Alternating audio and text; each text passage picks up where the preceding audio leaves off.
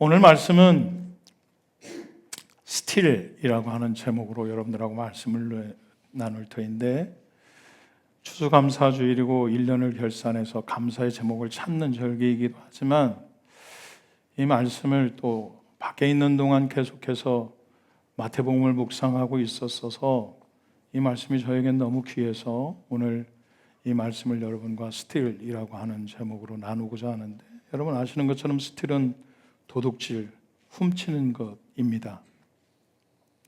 이스라엘 백성들에게 아브라함이라고 하면 믿음의 조상이고 민족의 지도자여서, 민족의 조상이어서 아브라함을 너무너무 소중하고 중요하게 생각합니다. 그런데 아브라함 못지않게 존경받는 사람인데 바로 야곱입니다. 이삭은 사실은 별 볼 일 없고요, 아브라함과 이삭과 야곱의 하나님이라고 표현하지만 이삭은 크게 비중을 차지하지는 않습니다만, 이스라엘은, 야곱이었던 이스라엘은 민족의 시작이기도 했고 이스라엘 백성들의 시초이기도 해서 이스라엘 백성들에게, 곧 자기들의 이름이잖아요, 정체성이고, 그래서 이스라엘 백성들에게 이스라엘, 곧 야곱은 존경받아 마땅한 사람이고 추앙받아 마땅한 인물입니다. 그런데 가만히 살펴보면 야곱이 그렇게 좋은 놈이 아닙니다. 제가 천국에 가서 혹 그 사람을 보면 따질지 싸울지 맞짱을 뜰지는 모르겠습니다만, 그닥 에사하고만 견줘봐도, 그의 형 예서하고만 견줘봐도 그닥 좋은 사람은 아닙니다. 에서는 저주받아 마땅하고 야곱은 사랑받아 마땅한 사람인 것처럼 말라기 기자도 사도 바울도 기록하고는 있습니다만, 하지만 굳이 에서가 그렇게 저주받아 마땅한 사람이었을까? 장자권을 소홀히 여겼다라는 것으로 팥죽 한 그릇으로 바꿨다는 이유만으로도 그랬을까라고 하지만, 사실 이미 태중에 있을 때부터 야곱이 선택되어졌던 건 사실이죠. 맞습니다. 아무리 인격적으로 비교하고 성품적으로 비교해봐도 야곱이 에서보다 나은 걸 찾는 일은 별로 없습니다. 그냥 두 형제가 화해하는 대목, 야복강 나루터에서 화해하는 대목, 분이엘에서 화해하는 대목만 봐도 저렇게까지 해야 될까? 라는 것으로 야곱을 평가할 수 있습니다. 자기 형은 가자, 사랑하는 동생아, 우리가 드디어 화해했으니 가자 라고 하는데, 형 먼저 가소서, 나는 뒤따라 가겠습니다 하고 안 가죠. 그때도 사기를 친 놈입니다.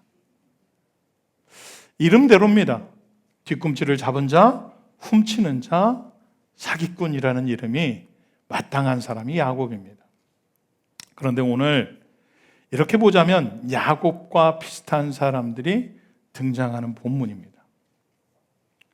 훔쳤는데도 칭찬받아 마땅했던 사람, 스틸 했음에도 불구하고 격려를 받았던 사람이 오늘 본문에 등장합니다. 오늘 본문은 두 사건이 연결되어 있는데, 한 사건은 12살 난 딸을, 그 딸이 죽게 되어져서 예수님을 찾아와서 내 딸에게 손을 얹어주시면 내 딸이 낫겠습니다 라고 간청했던 회당장 야이로, 그리고 그 딸을 낫게 하시려고 예수님께서 직접 그 집으로 가시던 도중에 사이에 끼어져 있는 대목이 12해를 혈루병으로 앓다가 예수님의 옷깃을 만지기만 해도 내가 나을 수 있겠다라는 믿음으로 많은 사람을 비집고 들어와서 예수님의 옷술에 손을 대어서 나음받은 여자의 믿음, 이 두 가지 사건이 연결되어져 있습니다. 흥미롭게도 이 두 사건은 정결함과 부정함이라고 하는 두 사건이, 이 두 단어가 테마로 묶여 있습니다.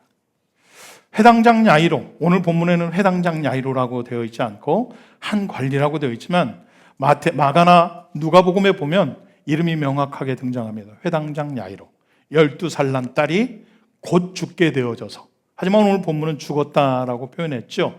그냥 대충 미루어 보건대 지금 생명이 왔다 갔다 합니다. 지금 우리로 따지면 호흡기를 대고 있어서 언제 생명이 끝날지 모르는, 사람들이 볼 땐 죽었다라고 표현할 수 있는 그런 상태였던 거죠. 회당장입니다. 율법을 너무 잘 알고 있고 율법에 대해서 박식했던 회당장이 지금 예수님에게 부정해져라 라고 얘기하고 있는 겁니다. 왜냐하면 레위기서나 민수기 19장에 보면 시체를 만지는 자는 부정하게 됩니다. 시신을 만질 수 없습니다. 아론과 그 제사장들은 하물며 그 부모가 죽어도 시신을 만질 수 없었습니다. 왜냐하면 부정하게 되어지는 거니까. 그런데 회당장 야이로가 잘 알고 있는 율법에 대해서 박식했던 야이로가 지금 선지자요 곧 병을 고칠 수 있는 능력을 가졌다라고 하는 그 예수께 찾아와서 이렇게 요청하는 겁니다.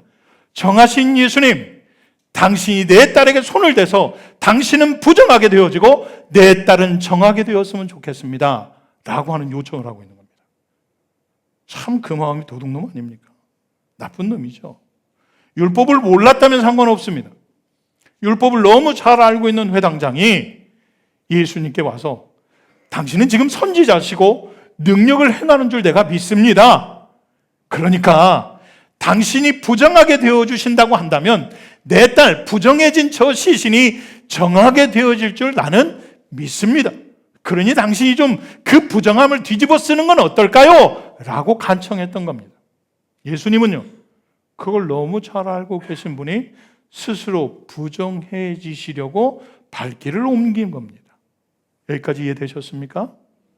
정결하신 그분이 부정케 되어지는 것을 감내하시면서 발길을 옮긴 겁니다.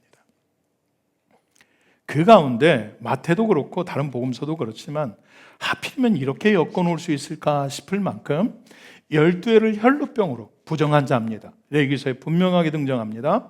부정한 자, 피에 유출이 있는 자는 부정하게 되어지고 그가 앉은 곳, 그가 앉은 방석, 그가 앉은 안장도 부정하게 되어져요. 그가 만진 모든 것은 부정합니다. 그런데 12회를 혈루병으로 앓다가 마가나 누가는 모든 것을 탕진했노라고 되어 있습니다. 모든 의원을 찾아다니고 모든 재산을 탕진해서 참 어려움을 겪고 있는 이 여인이 마지막 소망을 걸은 것이 정결하신 예수 그리스도십니다. 마지막 소망이었습니다. 당시 랍비들의 문헌에 온전하지 못한 자가 온전한 자의 옷깃을 만지면, 옷을 만지면 온전함이 전가되어진다라고 하는 설이 있었답니다. 제가 그때 안 살았으니까 정확하게 모르겠습니다만 그런 말이 랍비 문헌에 남아 있었다고 그래요. 그러니까 온전하지 못한 자, 부정한 이 여인이 온전하신 예수 그리스도를 만지면 그분의 온전함이 본인에게 전가되어진다라고 믿었던 거죠. 그래서 온전하시고 정결하신 그분께 마지막 소망, 올인한 겁니다. 예수님께 나아가는데 다른 제자들이 내게서 능력이 나갔다라고 말하니까 제자들이 뭐라고 그래요? 주님, 지금 이렇게 많은 사람들이 밀치고 다가오고 그러는데 능력이 나갔다뇨? 밀었을 겁니다. 어쩌다 보니 만졌을 겁니다. 라고 말하죠. 그런데 이 여인은요, 그 많은 사람들을 밀치고 들었다라는 거잖아요. 그 많은 사람들에게 부정함이 전가되어지는 걸 감수하면서 지금 들어왔다라는 거잖아요. 들켰으면요, 알았으면요, 돌에 맞아 죽어 마땅한 겁니다. 본인이 부정한 걸 알고 다른 사람에게 부정함을 전가하는 자는 죽어 마땅한 죄입니다. 그런데 이 여인이 본인의 정결함을 위해서 예수님의 정결함을 훔쳤습니다. 누구도 모르는 사이에. 멋지지 않습니까? 저는 이게 너무 멋있었습니다. 그걸 왜 훔쳤다라고 표현하십니까? 라고 물을지 모르지만 훔친 게 맞습니다. 달라고 요구한 게 아니잖아요. 주님, 제가 병이 걸렸습니다. 의원을 찾아가도 소용이 없고 전 재산을 갖다 바쳤는데 모든 관계도 무너졌고 가족들도 저를 버렸습니다. 전 부정한 여인입니다. 그러니 주님의 정결함을 저에게 나눠주십시오 라고 요구한 게 아니라고요. 본인의 생각에, 본인의 믿음에 내가 만지면 낫겠다라는 그 믿음 때문에 예수님의 정결함을 스틸한 겁니다. 주님은 그걸 아셨고요. 여러분, 훔치고 칭찬받는 사람 보셨습니까? 사랑하는 사람의 마음을 훔치고는 징계를 받지는 않습니다. 그렇게 생각하니까 또 칭찬받는 사람이 또 있더라고요. 야구에서 도루를, 그렇죠, 남의 걸 훔쳤는데 칭찬받습니다. 그래서 제가 역대 도루 왕이 바람의 아들인 줄 알았어요. 여태. 그래서 설교를 준비하면서 찾아보니까 두산 베어스의 다른 사람이 이종범 씨보다 더 훔쳤더라고. 근데 칭찬하잖아요. 남의 돌을 훔쳤는데 칭찬해. 남의 룰을 훔쳤는데 칭찬해.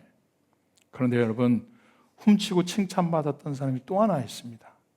12회를 혈루병으로 앓던 이 여인은 예수님의 정함, 예수님의 능력을 훔쳤는데 칭찬받습니다. 어떻게 알았냐고요?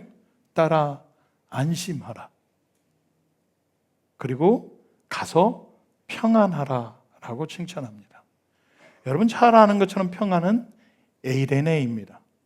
이제 그 여인의 평안은 예수님의 능력과 묶여 있고 예수님의 정결함과 묶여 있습니다. 그렇게 연합되어진 여인이라고요.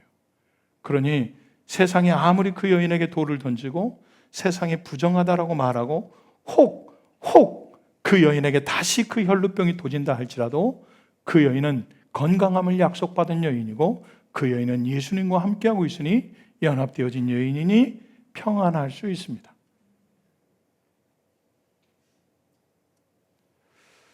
오늘 이 두 사건은 정결함과 부정함, 그리고 자기의 부정함을 없애기 위해서 정결하신 그분의 능력을 훔쳐낸 그 여인에 대한 얘기입니다.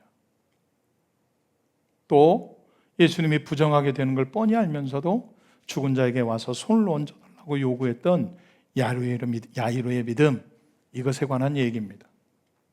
훔쳤는데 칭찬받다니요, 훔쳤는데 잘했다라고 격려를 받다니요. 여러분, 하지만 세상은 훔치고 남의 걸 도적질하고 혹여나 남의 것을 탐냈을 때에 당연히 징계받고 당연히 책망받아 마땅하지만 주님은 뺏겨주시려고, 훔침받아 주시려고 이 땅 가운데 오신 분이십니다. 그분은 그렇게 하기 위해서 오셨습니다. 부정한 우리가 그분의 정결함을 힘입어서 한 번 드려지는 제사로, 단번에 드려지는 피의 제사로 말미암아 영원하게 정결하게 되어지는 것, 정결하다 인정받는 것을 위해서 이 땅 가운데 오셨고 십자가를 지셨습니다. 그분은 나의 가난함을 가져가시려고 부하신 그분이 가난하게 되셨습니다. 그분은 나의 평강과 평안함을 위해서 그분이 스스로 질고를 지신 분이시고 채찍에 맞으신 분이십니다. 그분은 나의 나음을 위해서 그분의 연약함, 그분의 모든 아픔들을 스스로 짊어지셨던 분이십니다.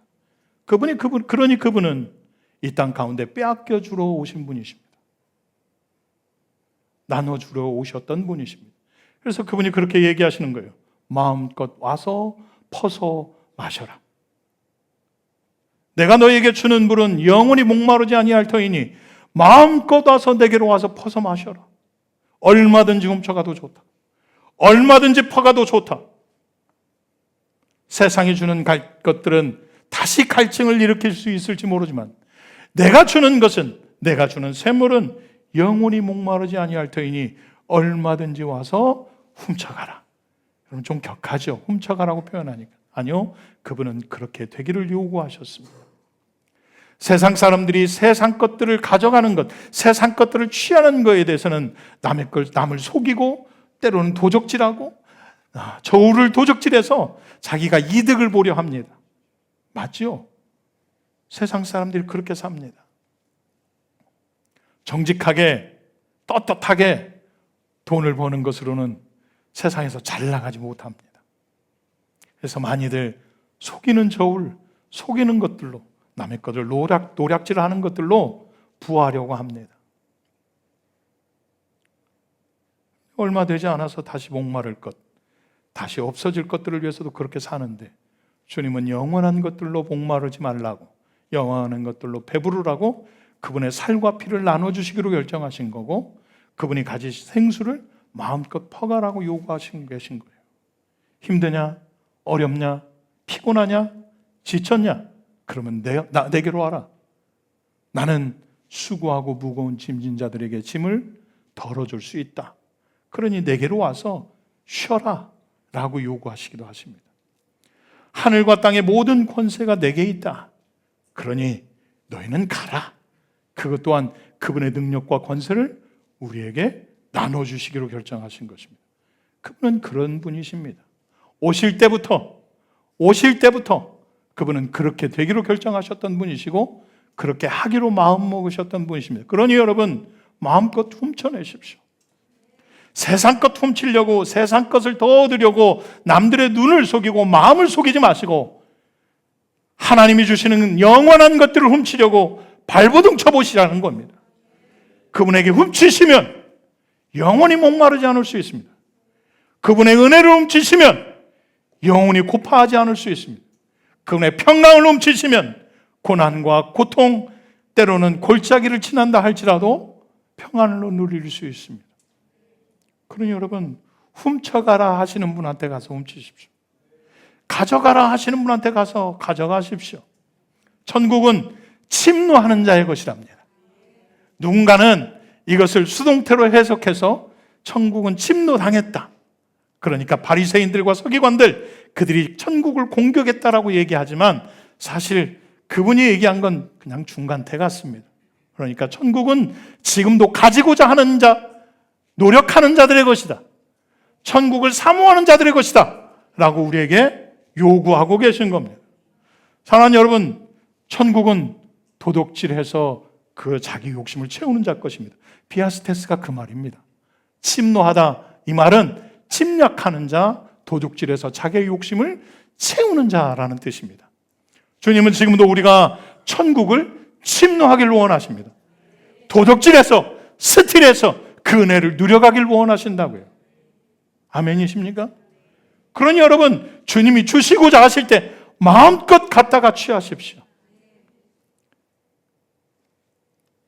마태는 오늘 두 사건을 통해서 하나님의 백성들, 그때 당시의 유대인들, 또 지금 저와 여러분들에게 하나님의 통치가 저와 여러분들의 삶 가운데 일어나기를, 그리고 그분의 질서가 우리의 삶 가운데 세워지기를, 하나님 나라가 우리의 삶 가운데 완연하기를, 또 하나님의 말씀이 우리의 삶 가운데 계속되어지기를 기대하고 있는 겁니다. 오술이라고 말하는 찌찌트, 이 찌찌트는 사실은 게마트리어로 613입니다. 찌짓은 600이고요. 이 찌짓의 민수기에 보면 8가닥에 5매듭을 매게 되어 있거든요. 다 합치면 613, 계명 숫자입니다. 하나님의 통치, 열둘이라고 하는 하나님 나라의 완성, 하나님의 질서, 또 찌짓을 사용해서 하나님의 말씀이 우리의 삶 가운데 풍성하게 일어나길 원해서, 그러니 얘들아, 너희들 훔쳐라, 그분이 주시고자 하는 은혜를 마음껏 가져가라고 마태가 그 백성들에게 요구하고 있는 겁니다. 오늘은 추수감사주일입니다. 제가 그래서 말씀을 다른 곳 본문을 선택할까라는 생각을 했었습니다. 그러다가 이런 생각이 들었어요. 한 번 감사하는 거 그거 무슨 의미 있을까? 감사의 거리를 찾겠다고 한 번 감사, 물론 안 하는 것보다 훨씬 나을 수는 있습니다만 한 번 감사하는 거 그거 무슨 의미 있을까? 감사거리를 찾아내겠다고 1년을 되돌아보는 것, 그거 정말 중요합니다. 하지만 그것 또한 무슨 의미가 있을까? 내가 그분의 은혜에 빠져 살지 못하고 그분의 나라를 소유하지 않았다고 한다면 감사하다라고 표현하는 것 자체가 마치 엎드려 절받기, 그냥 감사하다고 말해 라고 표현하는 거나 또 다를 게 뭐 있을까라는 생각이 들었어요. 하지만 사랑하는 여러분, 그분의 은혜를 훔쳐내셔서 그분이 주시는 영원한 것들을 누리게 된다면 감사하지 말라고 그래도 감사할 수밖에 없습니다. 하지 말라고 그래도 예배할 수밖에 없고, 하지 말라고 그래도 감사할 수밖에 없는 삶이 그분의 은혜를 훔쳐본 자들이 누리는 은혜입니다. 그러니 훔쳐내십시다. 마음껏 가져가라고 말씀하시는 그분의 은혜를 훔쳐내십시다. 훔쳐내셔서 그분이 허락하신 그 은혜와 통치와 질서와 말씀이 내 삶 가운데 풍성하게 일어나고, 늘 여러분의 삶이 항상 감사한, 항상 그것이 산등선이든 골짜기든 빛이든 어둠이든 슬픔이든 기쁨이든 병 들었을 때든 나았을 때든 초가 삼간이든 궁궐이든 어디서든 감사할 수 있기를 훔쳐내시기를 축복합니다.